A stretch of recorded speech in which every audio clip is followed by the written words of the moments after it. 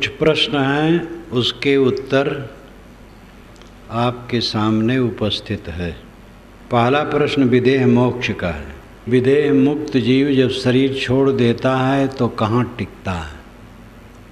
शरीर छोड़ देने के पहले ही वो अपने आप में टिका है और सब समय वो अपने आप में रहेगा। उसके लिए बाहर किसी स्थान की जरूरत नहीं है। कारण कार्य में आधार आधे संबंध होता है।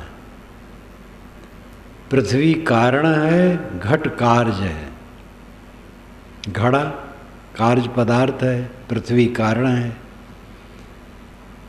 इसलिए पृथ्वी आधार है और घड़ा आधे है। लेकिन जीव न किसी का कारण है न कार्य है, इसलिए न आधार है न आधेय है, वो निराधार है। विदेह मुक्त होने पर जीव कहाँ रहता है? विदेह होने के पहले सदेह में ही वो अपने आप में रहता है और सब समय अपने आप में रहता है। यही इसका समाधान है। लेकिन ये समझ पाना तब तक मुश्किल है जब तक इस जीवन में रह करके कोई आत्मा में स्थित नहीं होता।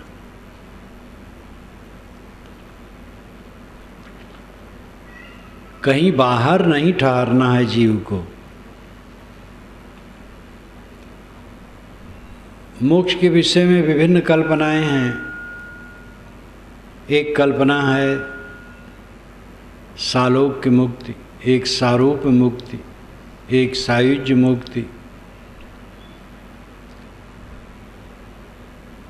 एक है कि उसके पास रहने की बात सालोक्य। ईश्वर के लोक में एक लोक है, ईश्वर वहाँ रहता है, उसके लोक में जाके रहे। और सामीप्य है दूसरा, कि लोक ही में न रहे कि उसके नगर और लोक में रहे, बल्कि उसके निकट रहे, सामीप्य हो। सालोक सामीप्य। सायुज्य सारूप, उसके रूप वाला हो जाए, फिर सायुज्य उसी में घुल मिल जाए। तो इस प्रकार ये अनेक प्रकार की धारणाएं हैं। ये तो सब धारणाएं बचकानी हैं।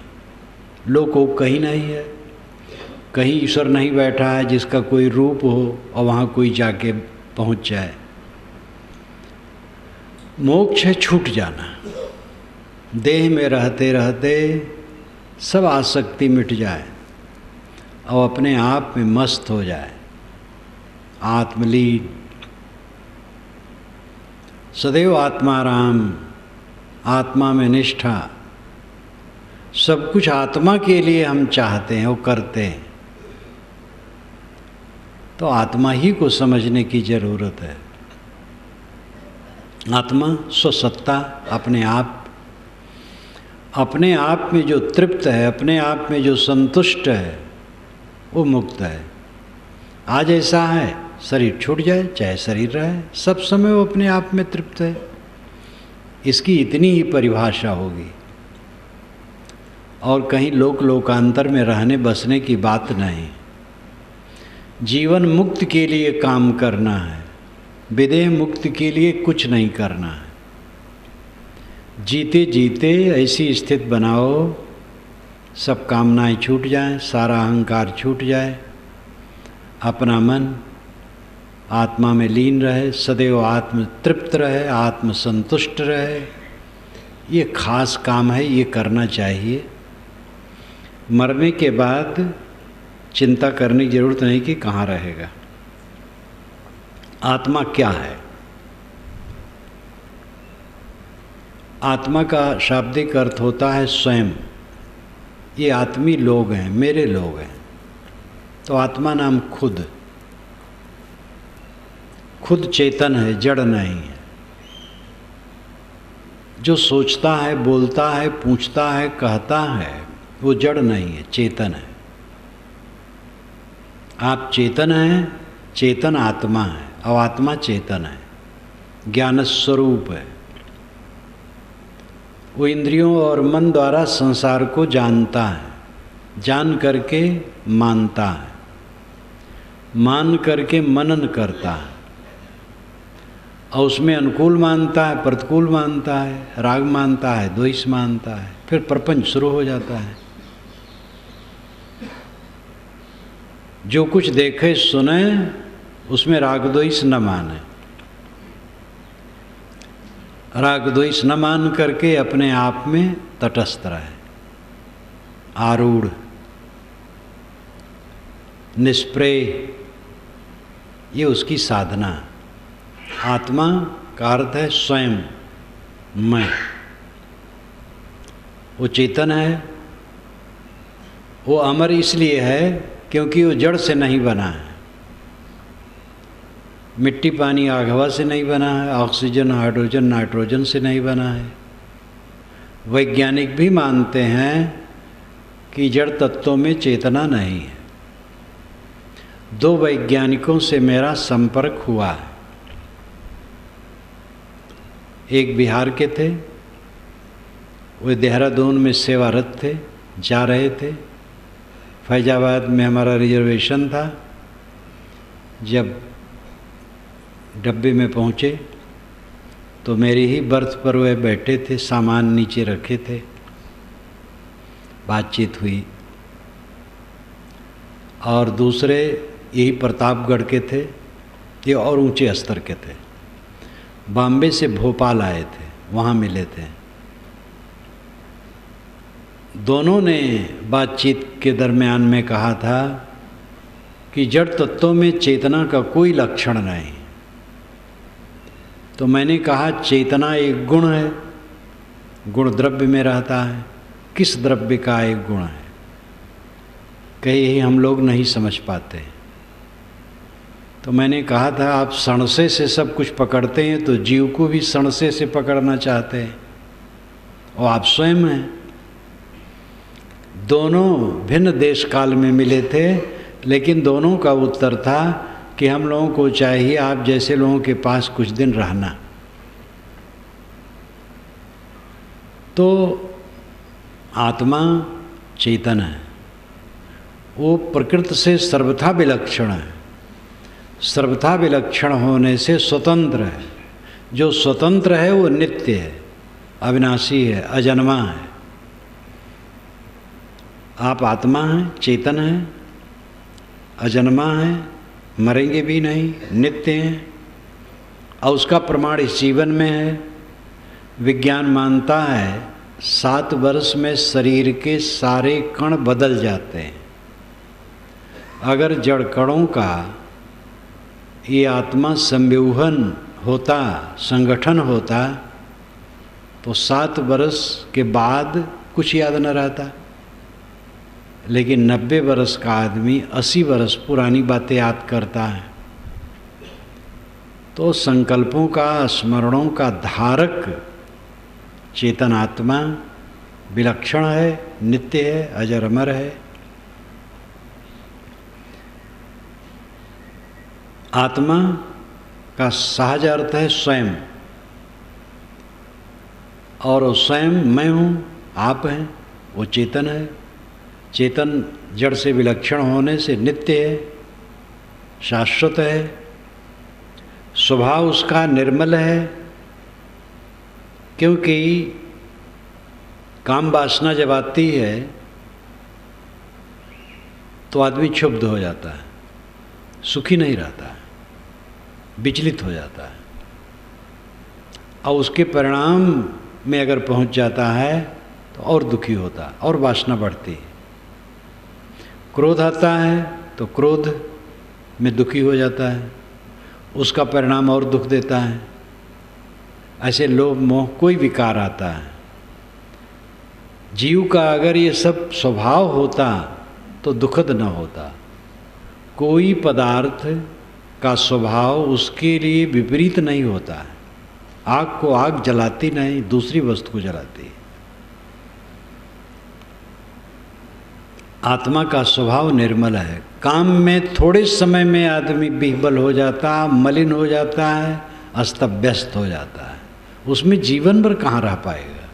लेकिन निष्काम में जीवन भर रहेगा आराम से। क्रोध में थोड़े समय के लिए रहता है, नरक हो जाता है, जीवन भर कैसे रहेगा। लेकिन निष्क्रोधता में जीवन भर रहेगा। आपका स्वभाव निर्मल है। ये तो विकार एक प्रक्षिप्त है, बाहर से आयातित है, आया है। तटस्थ होकर के इसको हटा दो और अपने स्वभाव में रहो, आत्मा में रहो।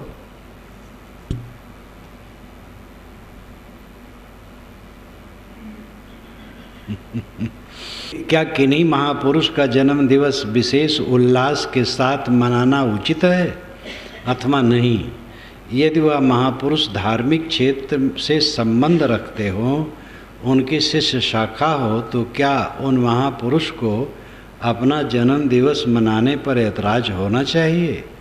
कृपया सकारात्मक समाधान करें। हमें और डांट दिया गया है कि देखो ऐसे न करना, ठीक से कहना।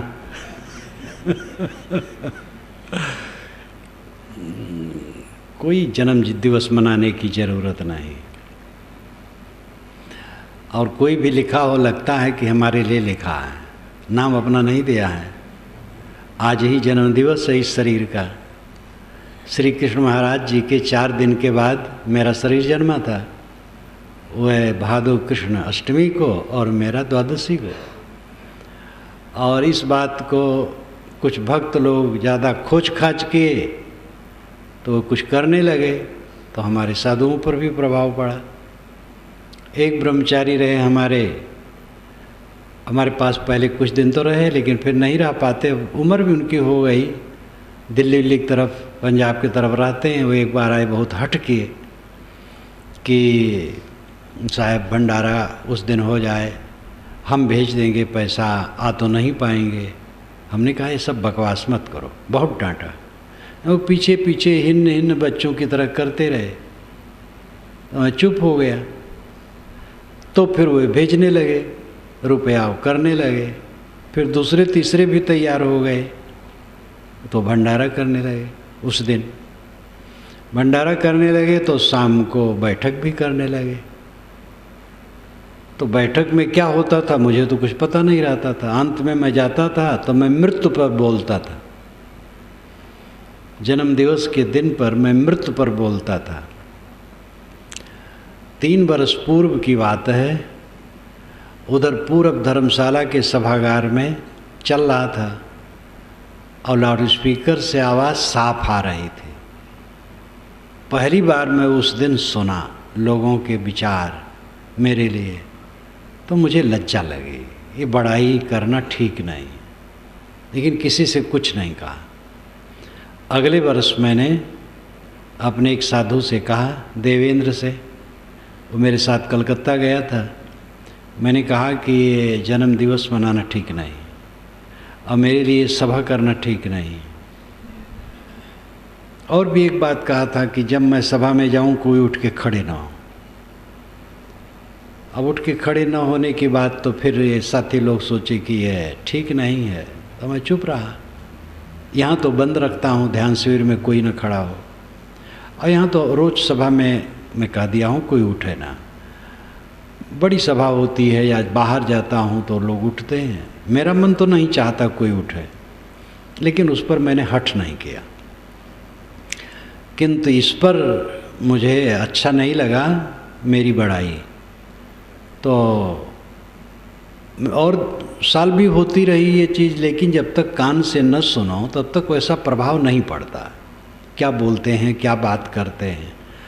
और उस वर्ष मैं सुना ही बैठे बैठे अपने बरामदे में और गर्भारंभ के कमरे में ही, तो मुझे अच्छा नहीं लगा। उस समय कुछ नहीं कहा, अगले साल कहा और उसको बंद कराने की चेष्टा की। और गत वर्ष में बिल्कुल कहा कि मेरे शरीर के जन्मदिन पर न तो भंडारा होना चाहिए, न मीटिंग सभा होनी चाहिए, न चर्चा होना चाहिए, कुछ भी नहीं होना चाहिए। एक कड़ाई से कह दिया। उस समय जो लोग साथी थे उनसे पूछा था, प्रेम प्रकाश से नहीं पूछा था। प्रेम प्रकाश थे, जानता था कि वे इसके विरुद्ध होंगे, वे चाहते थे कि हो, इसलिए उनसे पूछा ही नहीं था। तो अंत में जब बात आई तो कागज़ लिख करके मेरे पास भेजी भी कि अगर श्रद्धालु करते हैं तो इसमें क्यों ऐतराज हो, लेकिन मुझे पसंद नहीं, इसकी कोई ज़रूरत नहीं। हमसे प्रेम है तो प्रेम का मतलब है जो मैं चल पाता हूँ उसमें अगर कुछ अच्छा लगता है उससे इशारा लो। बहुत लिख दिया हूँ, उसको पढ़ो, गुनो, आचरण करो। मेरे नाम रूप की बड़ाई और प्रशंसा और उस दिन भंडारा, ये मैं बिल्कुल ही पसंद नहीं करता हूँ और उसको एकदम रद्द कर दिया हूँ। अब ये सकारात्मक समाधान है कि नकारात्मक, यही रहेगा और दूसरा नहीं।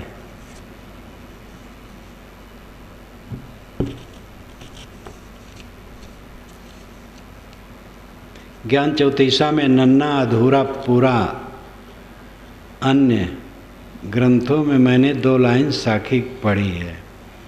वो पढ़े होंगे, कोई जोड़ दिया होगा, लेकिन बीजक में यही है, कोई बीच में जोड़ दे गलत है। चौथा वो नामा जाई, राम का गद्दा होए कर खाई।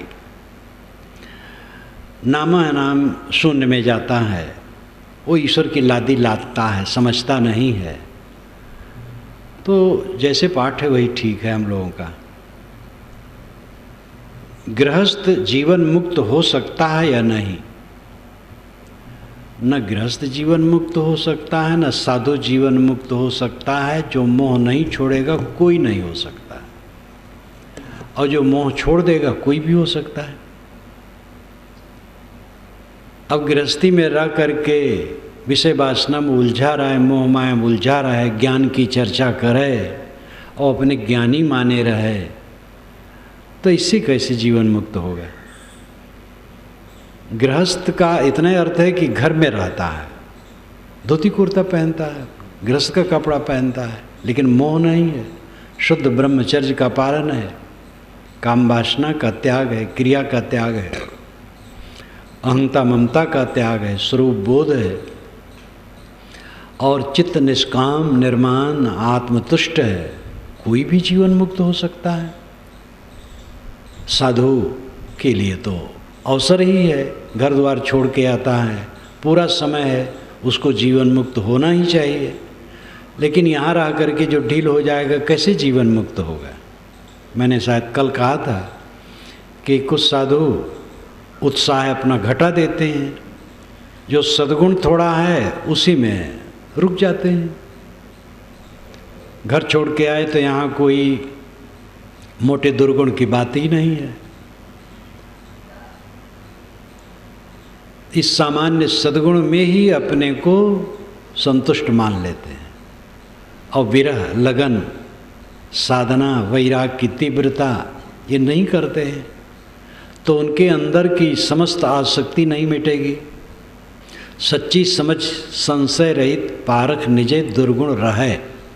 श्री विशाल साहेब ने बयान में कहा है, सच्ची समझ, समझ सच्ची, पारख निजे, निस्वरूप का बोध है, संशय रहित चित्त है, लेकिन दुर्गुण रहे, अपने में दुर्गुण रहता है। समझ तो सच्ची हो गई, संशय रहित बोध हो गया, लेकिन पुराने संस्कारों के जो दोष हैं वो अभी काटे नहीं गए हैं पूरे, तो वो काटना पड़ेगा, तब कल्याण होगा। समझ तो थोड़े में हो जाती है, विनम्रतापूर्वक सत्संग किया, अध्ययन मनन किया, चिंतन किया, समझ हो जाती है।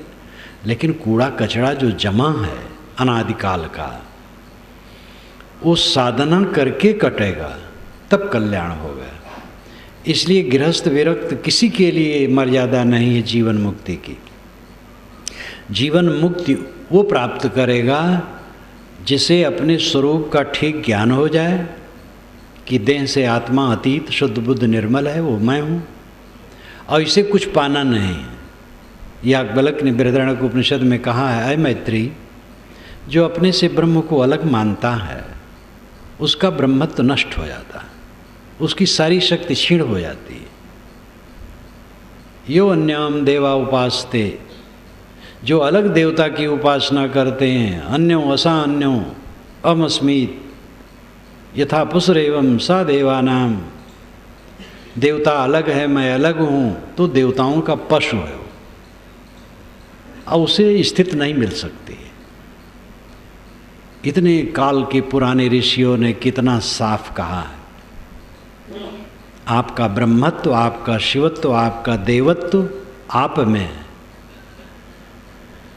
जो अपने स्वरूप को ठीक से समझ लेगा, सारा मोह छोड़ देगा, सारी आसक्ति छोड़ देगा, वो जीवन मुक्त कहीं भी कोई भी हो जाएगा। गृहस्थ हो, विरक्त हो, स्त्री हो, पुरुष हो, कोई भी हो, आसक्ति छोड़ने, बोध होने और आसक्ति छोड़ने की जरूरत है। संसार में पारस हंस ना भी कस्तूरी है, या संतों का लिया आधार। पारस तो काल्पनिक है, पारस पत्थर कहीं नहीं। हंस पक्षी होता है, सुनता हूँ, सफ़ेद मानसरोवर में रहता है। हंस हो सकता है, पक्षी हो, लेकिन दूध और पानी अलग करता है कि नहीं ये पता नहीं।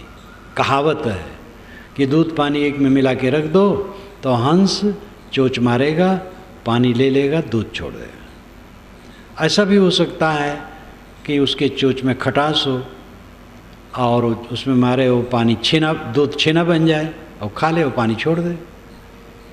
जैसे ऊँट के मुख में वो कांटा चरता है, बबूल बैर, जब वो मुँह से पकड़ता है तो उसके भाप से वो कांटा कोमल हो जाता है तुरंत। ऐसे खटास हो तो हो सकता है, इसका मुझे अनुभव नहीं। हंस पक्षी हो सकता है, नाभि कस्तूरी ये तो होता है।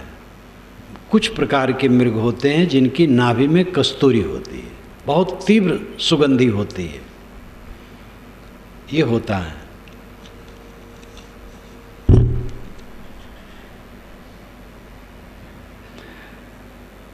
मृतक व्यक्ति की आत्मा के शांति के लिए मौन धारण करना ये कहाँ तक उचित है? आत्मा अजर अमर है, किसकी शांति के लिए प्रार्थना करते हैं? ये एक रस्म है और ये बुरा नहीं है। आत्मा शरीर छोड़ करके चला गया, आप मौन करें कि न करें, लड़ाई करें कि समाधि लगावें उसके नाम पर, उसको कोई हानि लाभ नहीं है।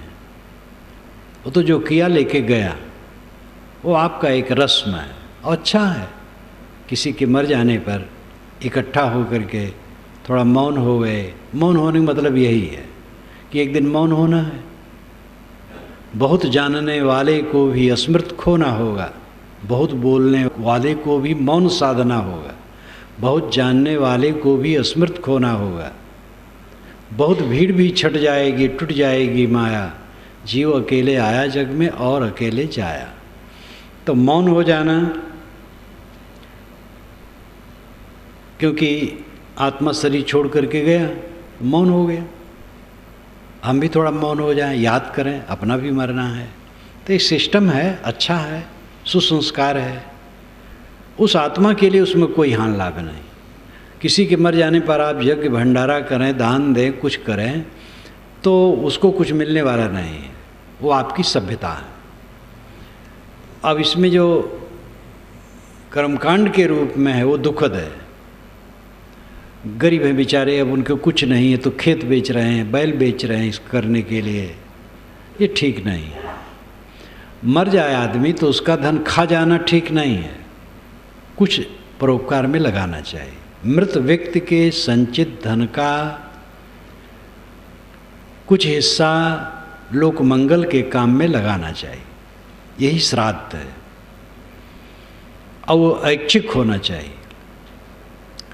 रस्म कर दिए कि जिससे कि लोग करते रहें, तो रस्म में जाति भी हो गई। धन नहीं है और परेशान हो रहे हैं, इसलिए मृत भोज तो विवेकवान पसंद नहीं करते। अब दूसरा पक्ष यह है, संत का शरीर छूटता है तो उसको मृत भोज नहीं कहते हैं, किंतु स्वाभाविक श्रद्धा लोगों की रहती इकट्ठा होने की, इकट्ठा होते हैं और ज्ञान की चर्चा सुनते हैं। भोज तो एक मजबूरी है, खाना पीना पड़ता है बस। लेकिन और ढंग से कर्मकांड रूप में उसमें विवशता होती है, और विवश होकर के करना, अब जिसको नहीं है वो भी परेशान होता है। तो इसलिए आजकल विचारक लोग तो ये महसूस करते हैं कि मृत भोज उचित नहीं है। एक तो वैसे किसी घर का आदमी मर गया और उस पर बोझा डाला जाए समाज द्वारा, इतने दिन खिलाओ। खाली ब्राह्मण की बात नहीं है, ब्राह्मण को खिलाने वाले तो थोड़े लोग हैं। मैंने सामान्य लोगों में मृत भोज देखा है, 2 रोटी 3 रोटी, जहाँ शरीर जन्मा है।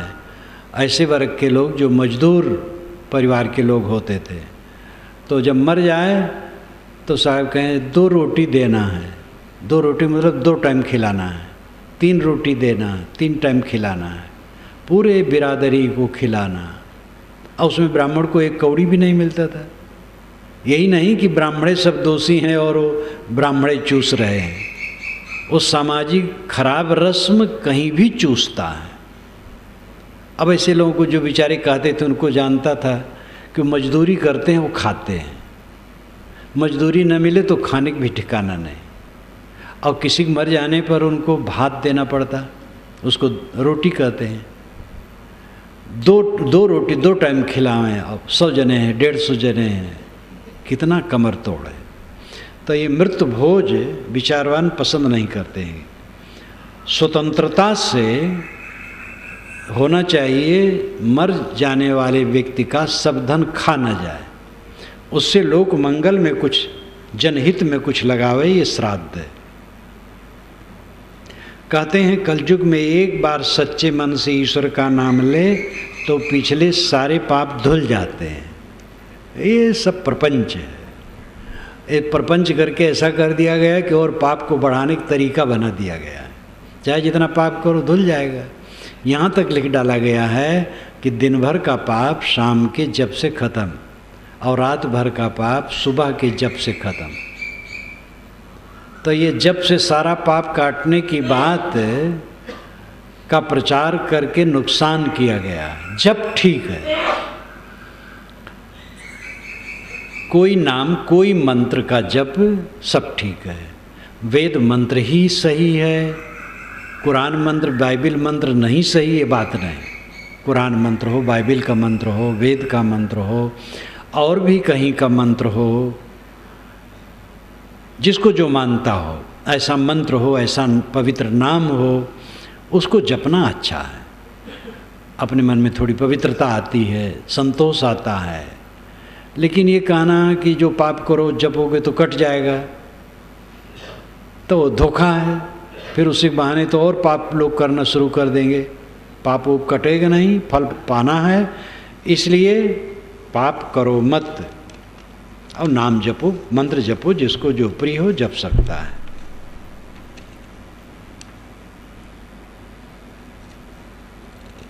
एक सज्जन कहते हैं मैं घर में आधा घंटा एक आसन से बैठ के पाठ करता हूँ, लेकिन यहाँ पर 10 बार आधा घंटा में पैर बदलना पड़ता है, इसका कारण क्या है? अब इसका कारण वही जाने, हम क्या जाने। आत्मा अनेक है, और ये भी कहा जाता है कि आत्मा ही परमात्मा है। हम ये पढ़ते सुनते आए हैं कि ईश्वर एक है, तो आत्मा के अनेक होने से ईश्वर भी अनेक होना चाहिए। कृपा करके शंका समाधान करें। बढ़िया प्रश्न है। आत्मा ही परमात्मा है। कबीर साहब की तो घोषणा आई है, उपनिषदें जोर दे के यही कहती है। अभी मैंने याज्ञवल्क्य का प्रमाण दिया। याज्ञवल्क्य ने तो यहाँ तक कहा है बृहदारण्यक उपनिषद में कि जो देवताओं की उपासना करता है वो देवताओं का पशु है। एक एक आदमी की सेवा कई जानवर करते हैं। पहले जानवर ही धन रहा, पशु ही धन रहा। एक परिवार है, 10 लोग उसमें हैं और 1000 गायें हैं, तो एक एक व्यक्ति की सेवा मानो बहुत पशु करते हैं, और एक पशु हाथ से निकल जाए तो आदमी को दुख होगा। इसी प्रकार एक एक देवता का अनेक अनेक मनुष्य भजन पूजन करते हैं, उनकी सेवा करते हैं। एक भी आदमी ये समझ ले कि मैं ब्रह्म हूँ तो देवताओं को पसंद नहीं होगा। ये मजाक किया है याज्ञवल्क्य ने देव पूजने वालों का कि ये देवता तुम्हें जानवर बनाए रखना चाहते हैं, जानवर मत बनो, पशु रहे हो। उन्होंने कहा पशु ही के समान तुम हो गए हो। यो अन्याम देवताम उपासते, यो अन्यो असुअन्यो अहमस्मीत। देवता अलग है, मैं अलग हूँ, ये जो मानता है न साबित, वो नहीं जानता है। यथा पशुरेव, केवल पशु है वो। आत्मा ही परमात्मा है। जो अपने को ये समझता है मैं अलग हूँ, ब्रह्म अलग है, ब्रह्म उसका साथ मानो छोड़ दिया, क्योंकि वो साहसीन हो गया, अलग ब्रह्म की कल्पना करता है। इसीलिए ऋषियों ने कहा अहम ब्रह्मास्मि, मैं ही ब्रह्म हूँ। तो ये तो अंतिम स्थिति में वेदांत यही कहता है, सांख्य यही कहता है, योग यही कहता है, कबीर साहब यही कहते हैं, सूफी संत यही कहते हैं, मुस्लिम संत जो सूफी हैं सब यही कहते हैं। और यही अनुभव सिद्ध बात है।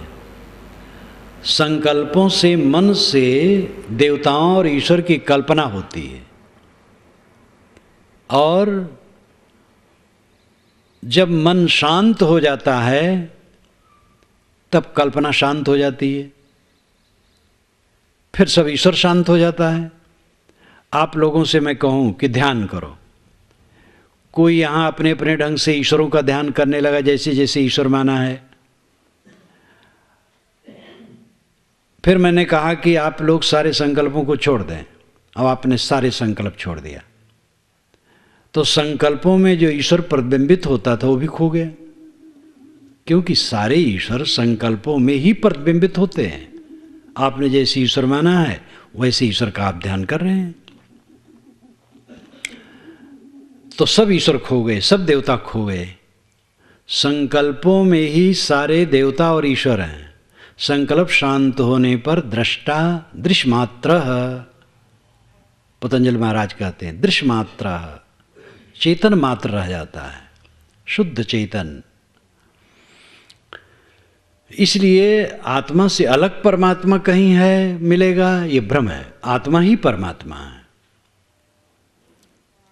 वही ब्रह्म है, वही ईश्वर है। इसलिए ईश्वर खोजो मत।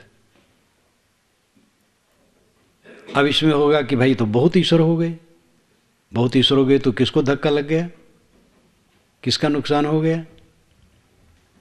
सब आत्मा ईश्वर है, ब्रह्म है अपने आप में। हमारी जो एक कल्पना है कि इन आत्माओं से अलग एक सर्वतंत्र स्वतंत्र ईश्वर है जो सब जगह है और सब कुछ जानता है और सर्वशक्तिमान है, ये एक अलग कल्पना है। और जितनी कल्पनाएं दुनिया में हैं सबसे सुंदर कल्पना है ये कल्पना सज्जनों की है, अच्छे लोगों की है।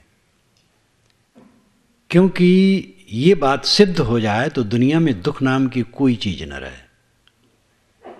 एक ईश्वर हर जगह है, सब कुछ जानता है, कुछ भी कर सकता है, बलवान है, सर्वशक्तिमान, सर्वज्ञ, सर्वत्र व्याप्त। तो दुख नाम की चीज रहेगी ही नहीं। न कहीं चोरी होगी, न व्यभिचार होगा, न हत्या होगी, न लूटपाट, न कोई घूस ले सकेगा, न मिलावटबाजी होगी। मंदिरों में, मस्जिदों में लोग उपासना करते हैं और आतंकवादी आकर के भून के चले जाते हैं। अभी बंबई में उड़ा दिया गया निरपराध लोगों को। ये सब नहीं होगा, क्योंकि वहाँ है और कुल जानता है और रोक सकता है, और रोक देगा। भूचाल नहीं आएगी, सूरत पानी से डूबेगा नहीं। और यहाँ सूखा नहीं पड़ा रहेगा, क्योंकि हर जगह है, वो जानता है, सब व्यवस्था ठीक रखेगा। इसलिए ऐसे ईश्वर की जो कल्पना है ये बड़ी शुभ कल्पना है। दुर्भाग्य है कि ऐसा चरितार्थ नहीं होता है, एक कल्पना ही कल्पना है। तथ्य क्या है? विश्वव्यापी नियम है, नियम के तहत सब होता है। नियमों को पहचानो, नियमों से चलो, नियम ही ईश्वर है। प्लेटो ने भी इसको कहा है, यूनान के अनेक दार्शनिकों ने इसको सोचा है। हमारे यहाँ ऋग्वेद में ऋत शब्द इसी के लिए है, ऋतस्य तंतुम विततम, ऋत के तंतु सर्वत्र परिपूर्ण है। ये नियम है, विश्वव्यापी नियम, और उन नियमों से दुनिया की सारी व्यवस्था होती है। चैतन्य घट-घटवासी है, जानने समझने वाला वही है। कहा जाता है तो अल्पज्ञ है, एक सर्वज्ञ होना चाहिए। सर्वज्ञ सदैव कल्पना मात्र है। सर्वज्ञ हो, सब कुछ जाने, सब जगह रहे और सर्वशक्तिमान हो, और वहीं वहीं सब कुकर्म और पाप और दुख और पीड़ा होती रहे, तो ये कोई बात हुई? कहने कहने भर कहा है, सब चल रहा है। मंदिरों में से चोरी होती है, मूर्तियां चुरा जाती हैं, मूर्तियों की आंखें निकाल ली जाती हैं, मोती की रहती हैं, और सब जगह सारा कुकर्म चलता रहता है। मंदिर मस्जिद असलहा के घर बन जाते हैं। एक दूसरे को नास्तिक और काफिर कहने पर डटे हुए हैं ईश्वर के भक्त। अब आज तक ईश्वर नहीं बता पाया कि तुम लोग उद्दंडता क्यों करते हो, मैं अकेला हूँ, सब पर हूँ। तो वो एक कल्पना है। ईश उपनिषद का पहला मंत्र है, ईशावास्यम इदम सर्वम यत्किंच जगत्याम जगत्तेन तिक्तेन भुंजीथा माँ गृद्ध कस सिद्धनम। ईशावास्यम इदम सर्वम यत्किंचित जगत्याम जगत, जगत में जगत, यत्किंचित जितना कुछ है, ये सब में ईशावास्यम, ईशा वसाने योग्य है। वास्यम है, वासम नहीं है, वास्यम। वास्यम है नहीं, बसाने योग्य है। अर्थ यह है कि पूरी दुनिया में ईश्वर बसाने योग्य, मान लेना चाहिए ईश्वर है, और ये मान लेना चाहिए उसी का है, मेरा नहीं है। तेन तिक्तेन भुंजीथा, दुनिया की वस्तुओं का त्याग पूर्वक उपभोग करना चाहिए। कमाओ, जो अपनी कमाई में मिले या किसी ने प्रेम से दिया हो उसका उपयोग करो, और त्याग पूर्वक करो, ज़्यादा न करो, थोड़े में गुजर कर लो, बाकी दूसरे के लिए छोड़ दो। तेन तिक्तेन भुंजीता, त्याग पूर्वक उसका उपभोग करो। माँ गृद्ध, लोभ न करो। कस सिद्धनम, धन किसका है? तो इसमें एक सुंदर उपदेश है, और ऋषि बहुत वैज्ञानिक विचार रखता है। वास्यम, बसा लेना चाहिए, मान लेना चाहिए कि ईश्वर है, और उस वही मालिक है, उसी सब है, मेरा कुछ नहीं, मैं केवल शरीर गुजर लूँगा बस। एक भक्ति भावना रख करके सुंदर उपदेश है। लेकिन अगर ऐसा हो, सब जगह बसा हो, सब कुछ जानता हो, सर्वशक्तिमान हो, कोई पाप ताप दुख संताप नहीं होगा, सबको रोक देगा। इसलिए एक ईश्वर की जो अलग कल्पना की जाती है, वो आज पर्यंत कल्पना का विषय ही है।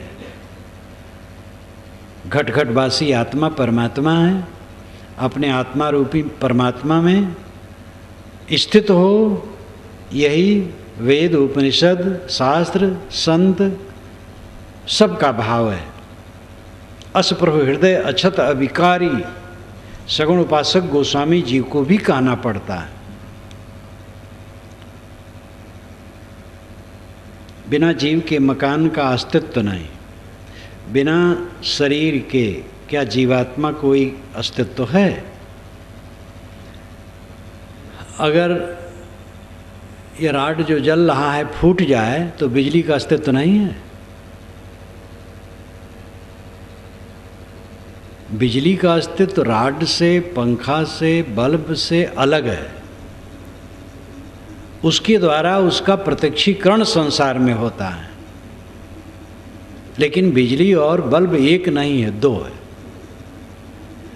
देह के आधार से चैतन्य का संसार में प्रकटीकरण होता है, न कि देह और चैतन्य एक है और देह मिट गई तो चेतन मिट गया, आत्मा मिट गया। आत्मा अलग है, देह अलग है।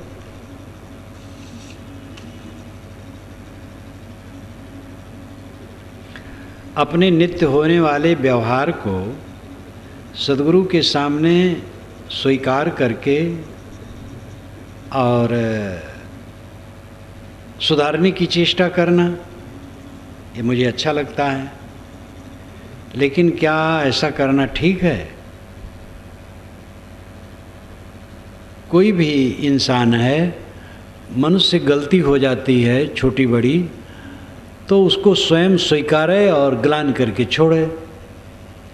कोई ऐसी गलती जो छूट नहीं रही है तो अपने बड़े के सामने स्वीकार करके छोड़ने में सरलता रहती है। गुरु हैं, माता हैं, पिता हैं, बड़े भाई हैं, कोई बुजुर्ग है, समझदार है, पूज्य है, उसके सामने जो गंभीर है उसके सामने रख करके अपने दोषों को छोड़ने की प्रतिज्ञा की जाए तो अच्छा है। और तनिक तनिक बात में त्रुटि हुई तो हर समय गुरु से क्षमा मांगते रहो, अपने बड़ों से क्षमा मांगते रहो, उसको कोई मतलब नहीं। समझो, सुधारो अपने अंदर में, बारंबार इसको प्रकट करने की आवश्यकता नहीं। दीनता, नम्रता, विनम्रता में क्या अंतर है? एक ही बात है, अपने को झुका देना, अहंकार छोड़ देना। स्वाभिमान, अभिमान, अहंकार में क्या अंतर है? स्वाभिमान में यह है कि अगर हम गलत करेंगे तो लोग हमें क्या कहेंगे, इसलिए गलत से बचना और अच्छे रास्ते पर रहना। स्वाभिमानी आदमी ये नहीं चाहता है कि कोई उसकी त्रुटि कहे, क्योंकि वो त्रुटि करना नहीं चाहता है, त्रुटि आए ही ना। एक स्वाभिमान होता है कि हमसे गलती न हो, हमें कोई उंगली दिखाने वाला न हो। इस प्रकार अपने आन बान से रहना, अपने पवित्र आचरण से रहना, सदैव अपने सम्मान की रक्षा रखना, अपनी इज्जत की रक्षा रखना कि हमसे गलती न हो, नहीं तो लोग क्या कहेंगे। ये स्वाभिमान ठीक है। इससे ऊंचा है गलती करे ना। अरे चिंता ही छोड़ दे, लोग मुझे क्या कहते हैं, चाहे जो कहें कोई हर्ज नहीं है, गाली दें हमें कोई हर्ज नहीं है। ये बहुत ऊंची स्थिति है। सारा अहंकार ममकार मर जाता है तो वैसी स्थिति आती है। लेकिन सामान्य व्यक्ति के लिए अच्छा है कि वह ये नहीं चाहता है कि लोग मुझे बुरा कह सकें और सावधान रहता है, स्वाभिमानी है, गलत काम नहीं करता है। उसका स्वाभिमान उसे गलती से बचाता है, ये अच्छा है। अभिमान, अभिमान का मतलब है कि मेरी इतनी संपत्ति है, इतने बड़े पद पर हूँ, बुजुर्ग हूँ, ज्ञानी हूँ, धनवान हूँ, पद वाला हूँ, और मेरे लिए लोग ध्यान रखें, मेरी इज्जत करें। इस प्रकार भाव रखना अभिमान है। अहंकार या घमंड, मेरे समान कौन है, रगड़ दूँ मैं लोगों को, ये और पारा चढ़ गया, बस अहंकार है, घमंड है। अभिमान जब और बढ़ जाता तो ही घमंड हो जाता है। सामान्य साधक एवं उच्चतम साधक स्वाभिमान हो या होना चाहिए या नहीं? सामान्य साधक एवं उच्चतम साधक स्वाभिमान होना चाहिए या नहीं? ये तो ख्याल रखना अच्छा है कि हमें कोई गलत न कह सके, ऐसा बर्ताव करूं, ऐसा आचरण करूं, कोई उंगली न दिखा सके, ये सावधानी बहुत अच्छा है। साधक हो, गृहस्थ हो, विरक्त हो, स्त्री हो, पुरुष हो, ये ध्यान रखे कि कोई मुझे उंगली न दिखा सके, ऐसे रहनी से रहूं। ये स्वाभिमान अच्छा है। साधना करते करते ऊंचे चढ़ जाएगा तो ये सोचना ही छोड़ देगा मुझे लोग क्या कहते हैं, वो अपनी दशा में रहेगा। लोग कहें उसको गाली गुप्ता बक कहें, भ्रष्ट कहें, तो वो भी उसको कुछ परवाह नहीं। वो गुणातीत अवस्था, उच्चतम अवस्था वही है। लेकिन पहले तो ये बहुत अच्छा है कि हमें कोई उंगली न दिखा सके, ये सावधानी रखे। और ऐसा जो स्वाभिमान रखेगा वो गलत कर्मों से अपने को बचा लेगा। इसलिए ऐसा रखना अच्छा है।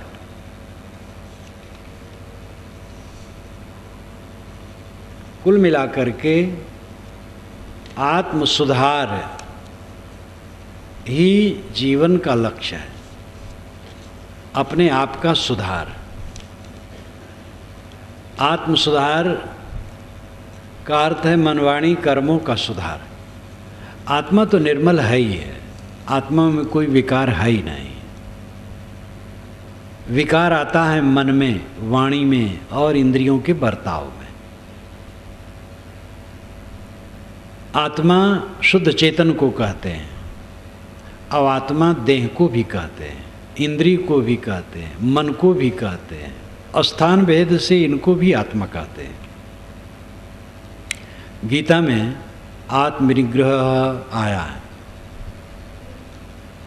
तो यहाँ आत्मा का अर्थ है इंद्रियां, इंद्रियों का विनिग्रह, इंद्रियों का संयमन। आत्मन्यवात्मना तुष्टः, यहाँ आत्मा का अर्थ है आत्मा, आत्मा द्वारा आत्मा में ही संतुष्ट। अब आत्मनिग्रह अर्थ है इंद्रियों का संयम। तो स्थान भेद से आत्मा का अर्थ देह भी होता है, इंद्रियां भी, मन भी, लेकिन आत्मा का शुद्ध अर्थ है शुद्ध चेतन। तो पारमार्थिक दृष्टि से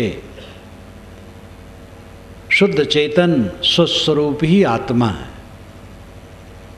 और व्यवहारिक दृष्टि से पूरा अपना व्यक्तित्व आत्मा है। और आत्म सुधार का अर्थ वहाँ यही होता है कि मन वाणी इंद्रियों का सुधार। मन निर्मल रखें, वाणी निर्मल रखें, कर्म निर्मल रखें, ये आत्म सुधार है।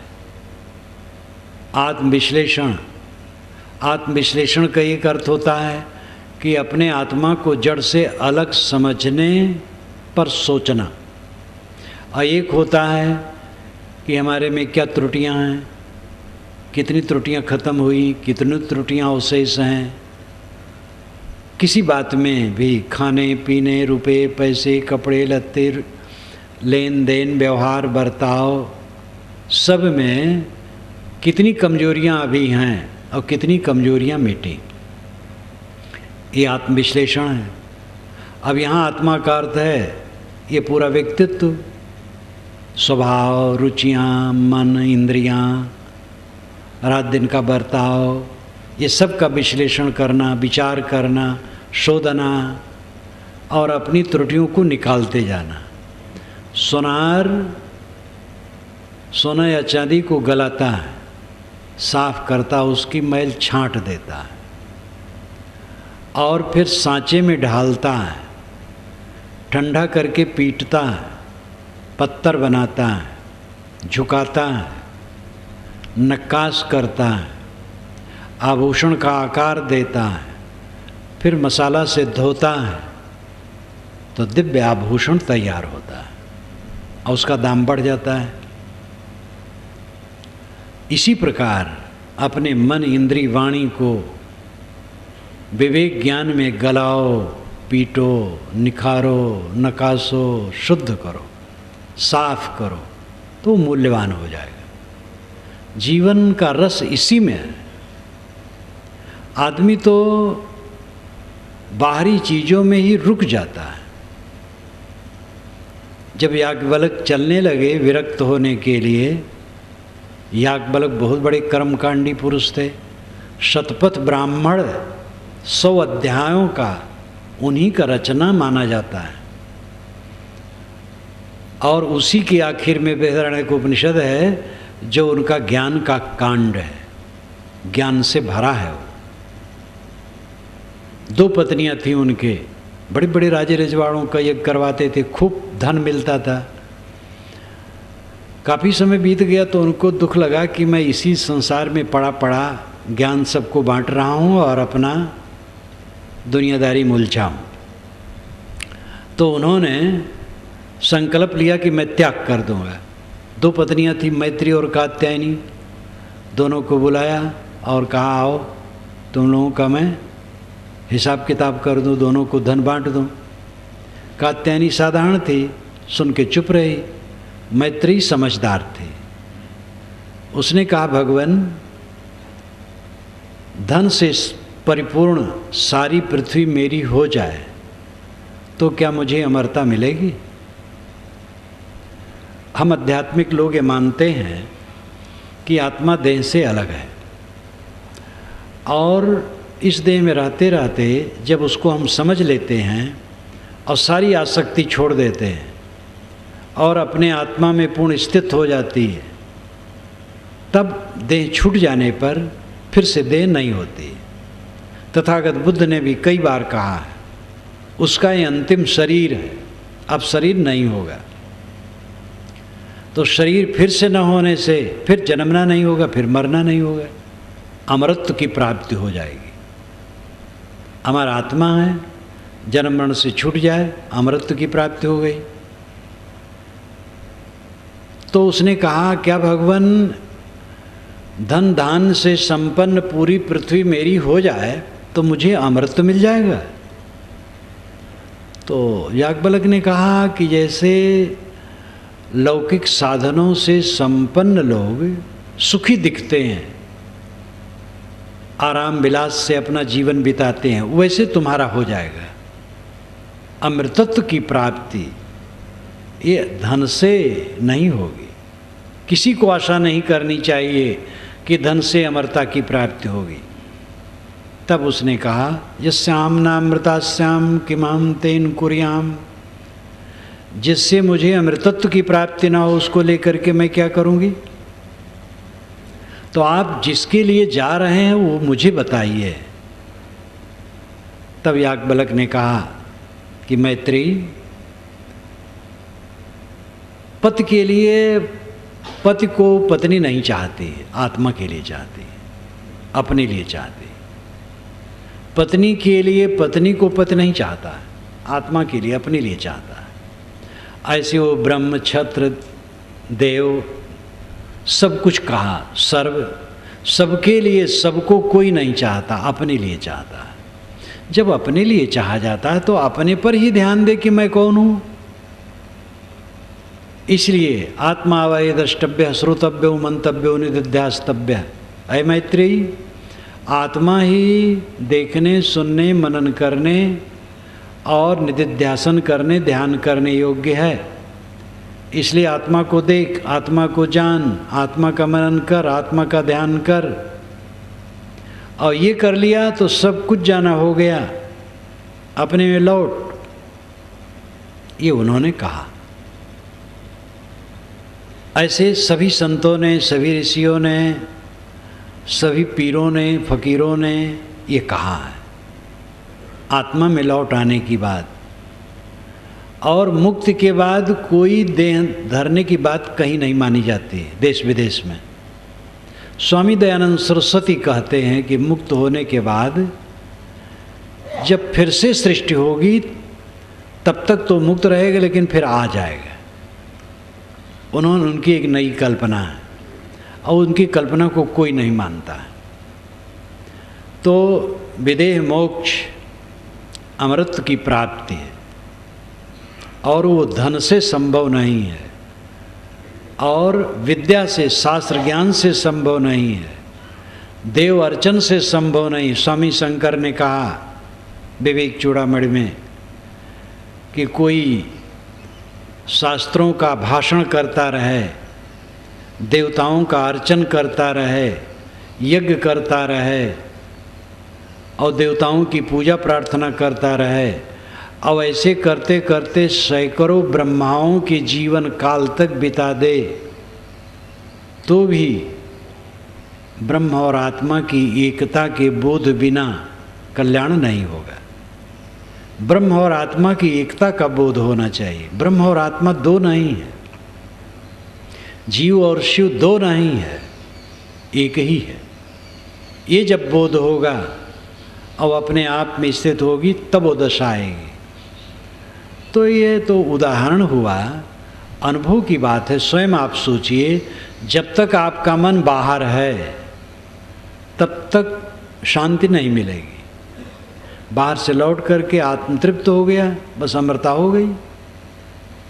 आत्मतृप्त, आत्मसंतुष्ट, जो तू चाहे मुझको छाड़ सकल की आस, मुझे ही ऐसा होए रहो, सब सुख तेरे पास। साहब कहते तुम मेरे समान होना चाहते हो, मुझे चाहते हो तो मेरे समान हो जाओ। मैं सबसे निष्काम हूँ, तुम भी निष्काम हो जाओ, बस कृतार्थ हो। पटिवासियत मत्तना, तथागत बुद्ध ने कहा, आत्मा द्वारा आत्मा में संतुष्ट। गीताकार ने भी यही कहा, आत्मन्येव आत्मना तुष्ट। तो ये अनुभव का विषय है। जब मन सिमट करके आत्मलीन हो गया, सारा भय खत्म हो गया। अब ये शरीर कहीं लुढ़क जाए, यात्रा में हो, बिस्तर पर हो, ट्रेन में हो, वायुयान में हो, बस में हो, धक्का में हो, एकांत में हो, लेटे लेटे हो, दौड़ते दौड़ते हो, कहीं भी मिट्टी का लौंदा टूट जाए क्या नुकसान है? वो तो सदैव अपने में तृप्त रहता है। स्वरूप बोध हुआ, स्वरूप स्थित हुई, स्वरूप मग्न हुआ, वो सब समय कृतार्थ है। ये अनुभव का विषय है। साधना करे, जो साधना करेगा उसी को अनुभव होगा। स्वभाव का सुधार, आत्मशोधन, मनवाणी कर्मों की निर्मलता करते करते स्वरूप का परिचय करो, अपने स्वरूप को पहचानो और स्वरूप के अलावा, आत्मा के अलावा जो कुछ भी पिंड ब्रह्मांड है सबका मोह छोड़ो और अपने आप में तृप्त संतुष्ट हो जाओ, फिर निर्भय हो जाओ। अमरता की प्राप्ति यही है बस।